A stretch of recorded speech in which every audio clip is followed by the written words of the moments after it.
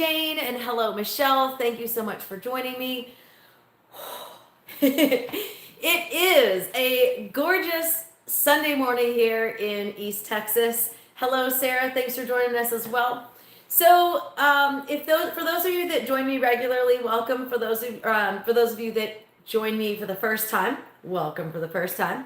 I am Mary from Mary's Heirloom Seeds, and today is a little something different. Today I'm going to talk about calendula. I'm going to talk about what it is, how we use it, and then share with you a super simple, easy recipe that you can use as a base recipe for possibly future recipes. All right, everybody. So if you wouldn't mind, hit the thumbs up and subscribe to my channel if you haven't already. Now, let's talk about first the disclaimer. Hey, Esther's daughter, thanks for joining us. Now, calendula is an herb. Use caution. Do your own research prior to using calendula or any other herbs. All of this information I'm going to share with you is not intended to treat or cure any illness or disease. Now that we got that fun part out of the way, let's get started on what it is and how I use it. Oh, we got awesome people joining us. Esther's daughter, David at Patriots Rabbitry, Lisa, Michelle, and Tracy. Thank you so much for joining me. So the cool thing about my YouTube videos is you can check them out at a later time. Just because this is live now, you can watch the replay at a later time. Please hit the thumbs up, subscribe to my channel, and share this video because there's a ton of people that could definitely use this information. So calendula is a plant in the daisy family. It has a yellowish orange flowers. It is a fantastic companion plant and pollinator friendly plant for your food garden, your herb garden, your flower garden. You can eat the leaves and the petals of this plant, which is super fun as well. Now, one thing I want to clarify, calendula is also called pot marigold, but it is not a marigold. So it does not, or most likely does not have the medicinal properties, marigold, regular marigold, French marigold, African crackerjack marigold, probably does not have the same medicinal values, skin values as calendula. So they are not interchangeable in this recipe. I really want to clarify that because I've seen some recipes out there of like marigold tea and marigold cream, and in the pictures they're using calendula. So just because it's called pot marigold does not mean those have the same medicinal values. Now, people have been using marigold for hundreds of years, thousands of years, however long it can be traced back. Number one, ancient Egyptians and the Romans used it to heal wounds. In the Middle Ages, the Greeks used it to treat snake bites. Hello, Mary Lou and Lisa. I love that you've got your rescue with you. Now, in more recent history, calendula was used as an ingredient to heal soldiers' skin in World War I. So we've got a lot of history using calendula. So it's no wonder it's in a lot of natural skin tinctures or salves or creams or infused oil. Now today I'm going to make infused oil. The reason I do that is because this is the base that I use for a lot of other things. You can make the infused oil and then you can add things to it. You can to either solidify it or to add more medicinal value to it. Hey Tracy, thanks for joining us, and Natasha as well. People still use this medicinally today. Again, you can eat the petals and the leaves. You can put it in a salad, which adds a lot of color to it. Let me show you. These are dried, so they're not as colorful as when they're fresh. These are whole flowers, so you've got some seeds in there as well, but we're just going to throw the whole thing in there. There are different uses for calendula. They are in oral supplements, topical creams, tinctures, capsules, oils, as I mentioned already, first aid gels, sunscreen, and even diaper rash cream. So hey Denise, thanks for joining us. So it is a very versatile herb. It's fantastic, like I said, for your pollinator garden and as a companion plant for, say, your tomatoes, your peppers, your squash. So since it has so many uses, we like to keep this on hand. I personally use this especially in the winter time when my hands might get cracked and dried, my feet might get cracked and dried, and then especially when it's planting time, when I'm pulling weeds, when it's summertime and I'm washing my hands a bunch after I get out of the garden, and maybe your hands get dried and cracked, or they just get worn out. Maybe you've got some scratches, some bruises, some rashes. I keep this on hand. It is better than any of the other creams that I've purchased. Now, I will say this year I'm experimenting. So I have a couple of carrier oils on the way. I should have them this week.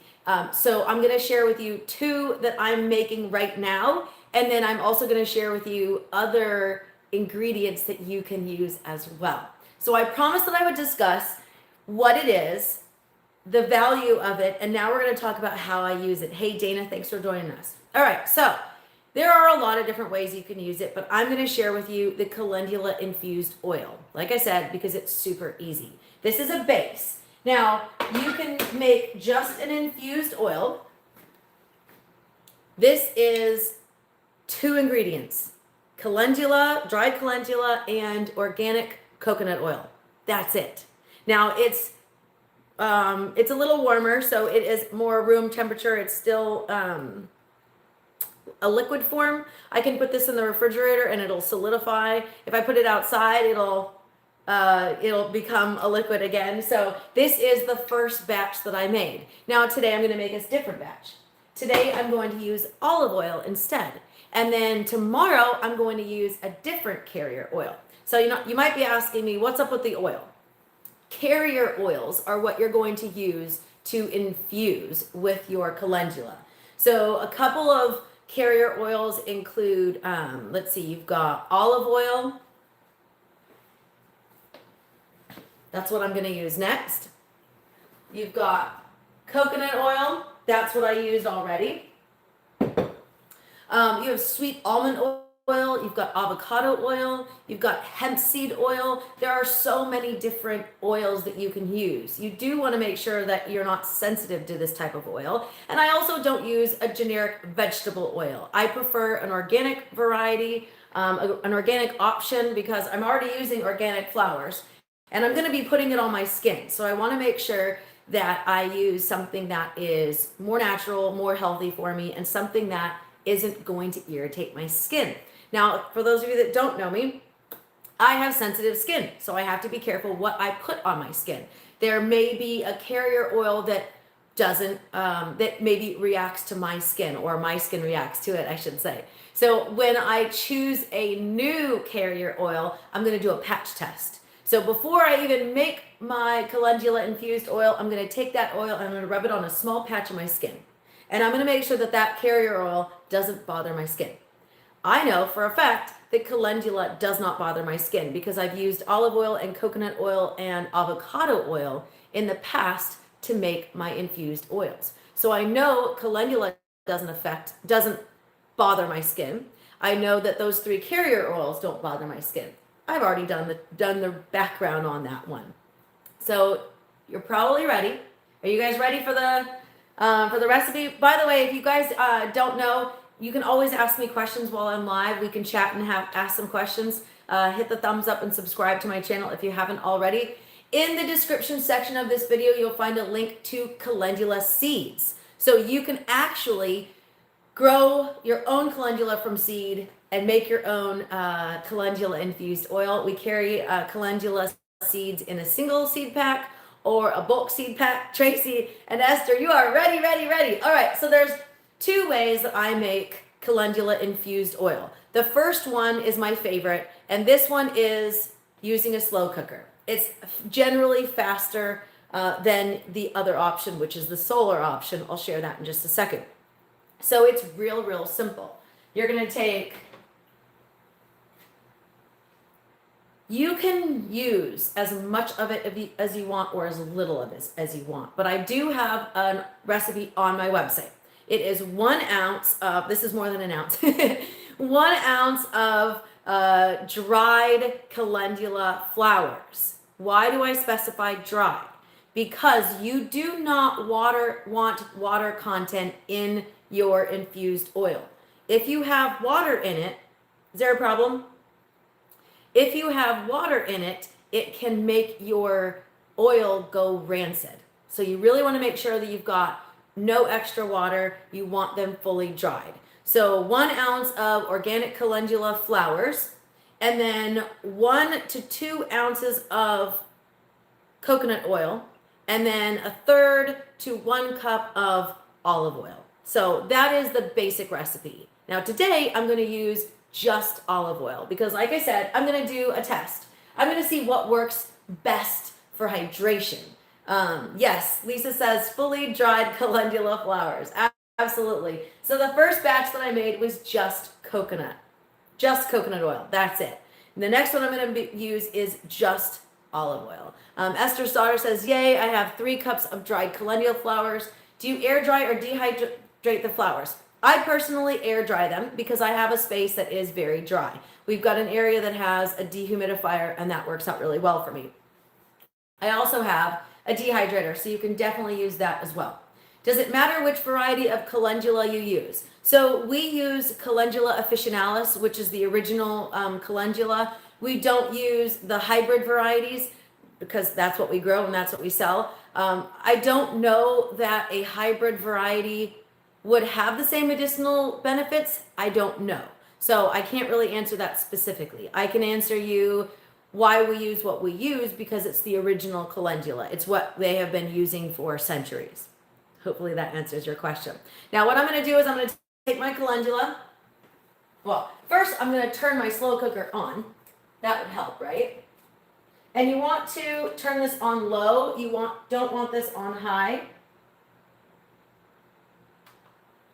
And in the slow cooker, you're going to put this on for 2 to 5 hours. Totally up to you how long you want to do it for. I generally do it for the 5 hours because that's what I like to do. So you're going to take your calendula. You're going to pop it in your slow cooker. And I'm actually not even going to measure this for you, but you guys can totally measure it if you prefer. Hey, Melissa, thanks for joining me. So I'm going to take my olive oil, and I'm going to make sure I cover this completely.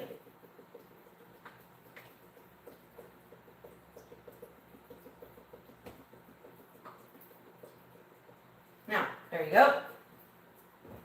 If you choose not to use a recipe, what you want to do is however much dried flowers you put in there, you want to completely cover your flowers with oil. It can be that simple. If you're like me and you don't always use a recipe, like when I cook food, like dinner and things like that, now when I bake, that's different. But when I'm cooking food, I generally go, okay, these are the ingredients I have, and I'm going to throw this together. So I don't generally use a specific recipe. Okay, on occasion I do, and if you check out my website, you'll see that I actually have specific recipes.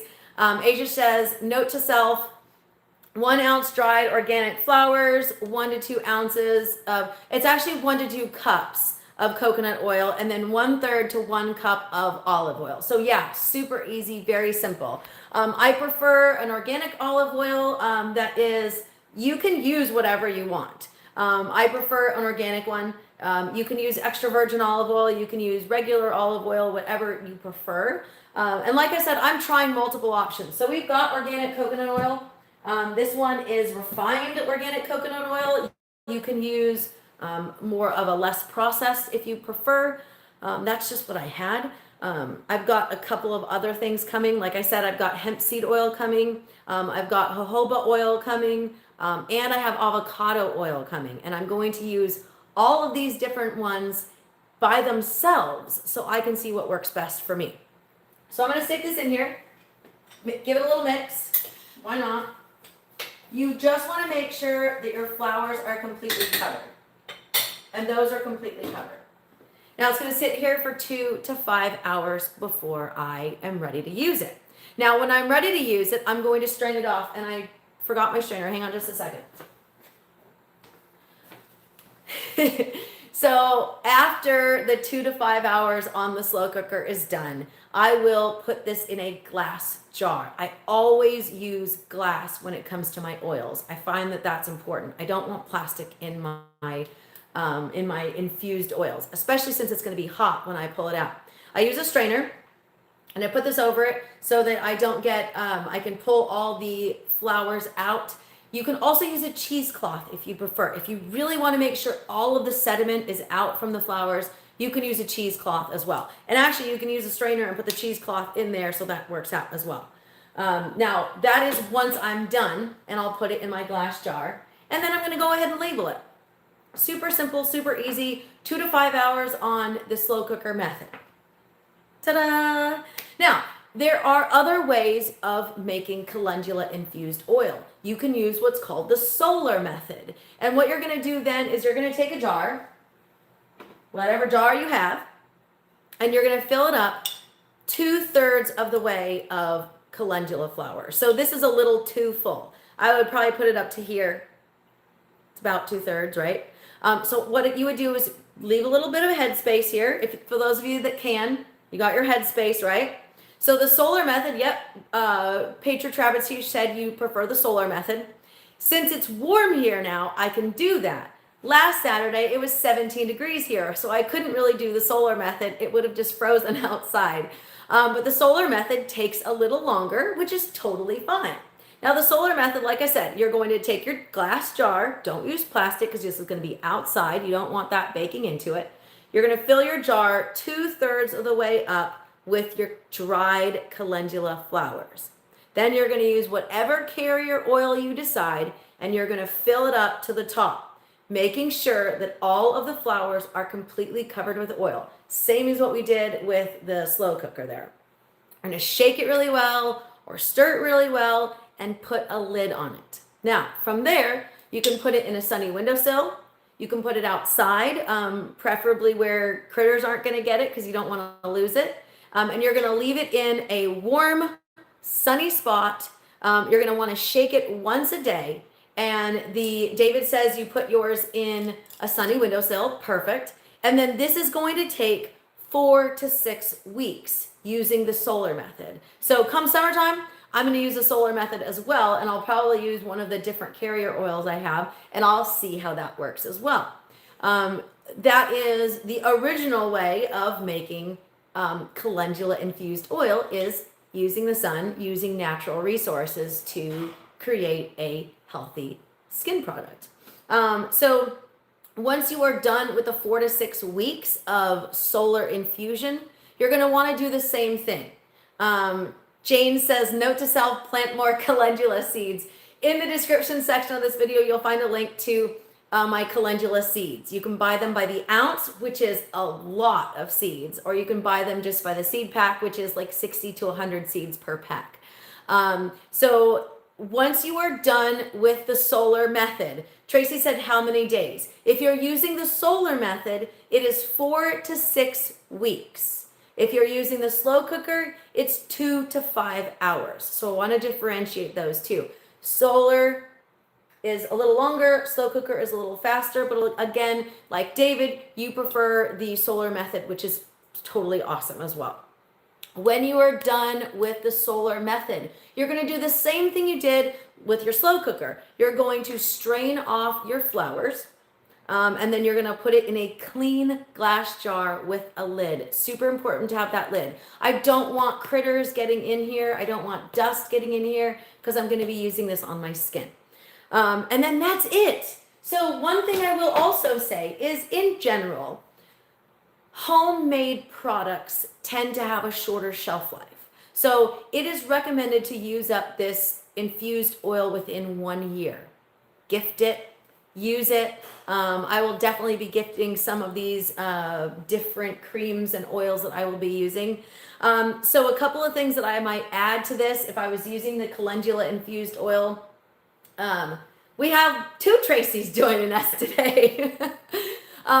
So one thing I'll add sometimes is vitamin E oil. That might, yes, Denise, Mother's Day is coming, and I've already thought of you.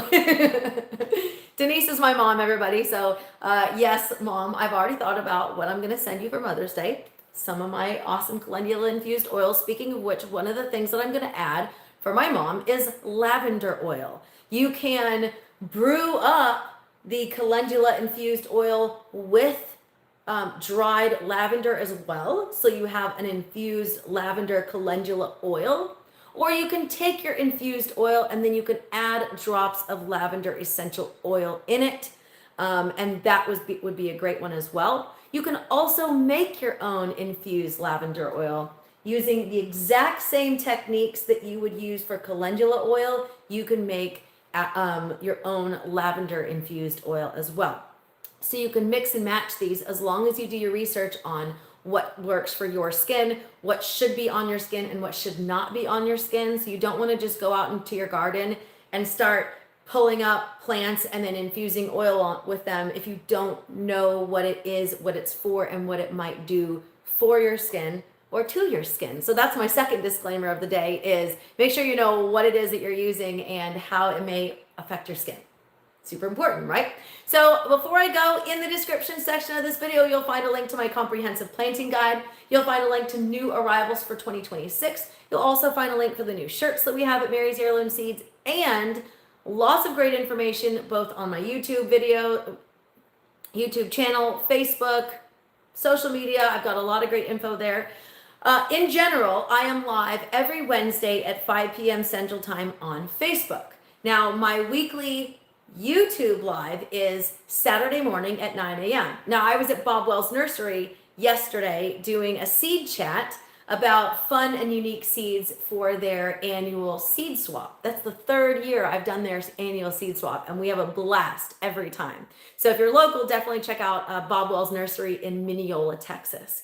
But next week, fingers crossed, everything goes according to schedule this week, and I will be live next Saturday at 9 a.m. Central Time on YouTube. If you don't know about Central Time, if it's 9 a.m. here, that means it's 7 a.m. on the West Coast, and it's 10 a.m. on the East Coast. So just so you guys know, in case you're in a different time zone than me, maybe that will help.